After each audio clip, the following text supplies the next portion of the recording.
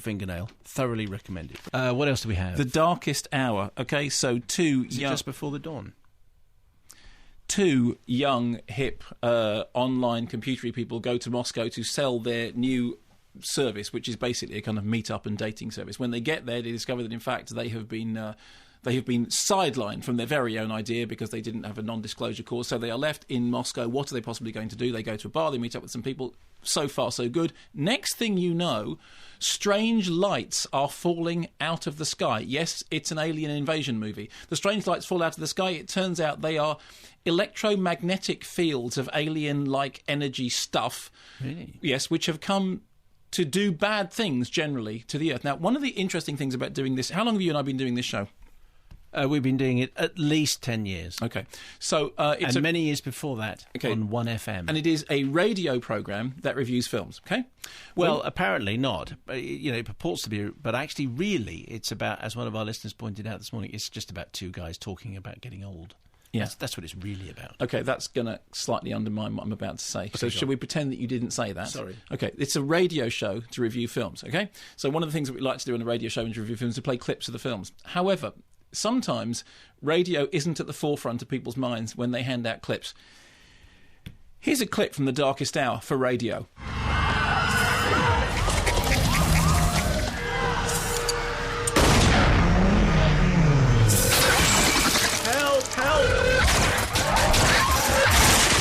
Shoot me! Okay, no, wait. No, I'm serious. We did manage to find one radio clip for Darkest Hour that had some dialogue in it. You want to hear it? Yeah. We don't know these things can see or hear. You know they kill.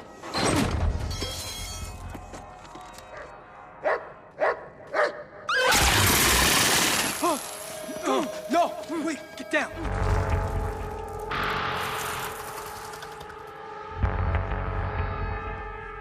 That's it. Scary things happen. Yeah. When that big fizzy noise happened, did bad things occur? Yeah, and because basically, but I think what you can learn from that is that the main selling point of the film would be visual stuff. It's in 3D incidentally, which is completely irrelevant. It's one of those really disappointing films when at the beginning of it you think, okay, fine, because it's got Timur Bekmambetov's name. He's producing it. He did the Night Watch, Day Watch movies. And you've got Moscow, which if you've ever been to Moscow, have you been to Moscow? I've never been to Moscow, but you must tell us about your time there. Yeah, no, I had a terrible time when I went to Russia. The bit in Moscow was absolutely fine. Was that captured in your first book? It was captured in my first book. Thanks for bringing that up. And so you think the setting's kind of interesting, and it's an alien invasion movie, and I'm kind of a bit of a sucker for an alien invasion movie. And it's just really surprisingly dull. One of the reasons it's quite so dull is that, do you remember that film Tomorrow When the War Began, which was a huge Antipodean hit, in which basically Australia gets invaded by... Is it Australia or New Zealand? It must be Australia. Gets invaded by an unnamed foreign territory, okay? And a bunch of plucky young kids have to pull together. It's like Red Dawn, but... Red Dawn Down Under. And the problem that the film has is that it can't quite decide whether it's playing to a young audience or an older audience. In the end, it ends up just being sort of falling in the middle and being sort of rather unconvincing.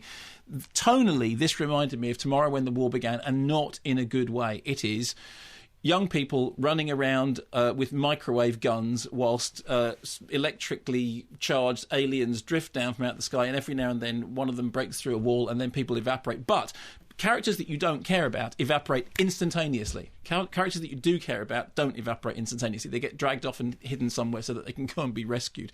And at its... I quite like the sound of this. No, you don't. You're making it sound quite interesting. Really? Yeah. Okay, in that case, let me do it like this.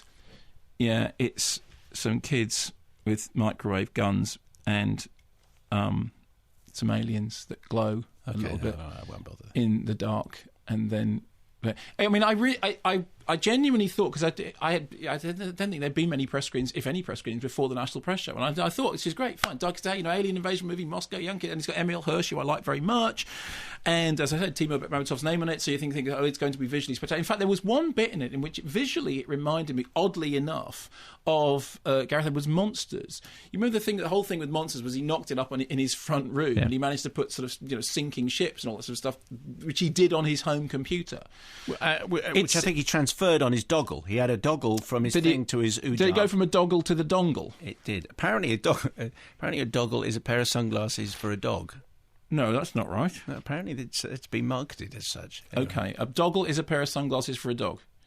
Yep. Okay, well, he doesn't put it on there. Anyway, the point I was making is when you've got a great big, effectively star-studded and lots of scenery like movie with blah, blah, blah, blah, blah, the last thing you want is for somebody to look at it and think, actually, the most interesting thing about it is that particular shot reminds me of the homemade stuff that Gareth Edwards did in Monsters, which was a much more interesting movie and was made for 1/1 of the budget of this. And it's not good. Is it 1/1 or 1/1? 1/1 of the budget, and it's not good. Let's be clear about that. There's a couple of other things which, if I got time to very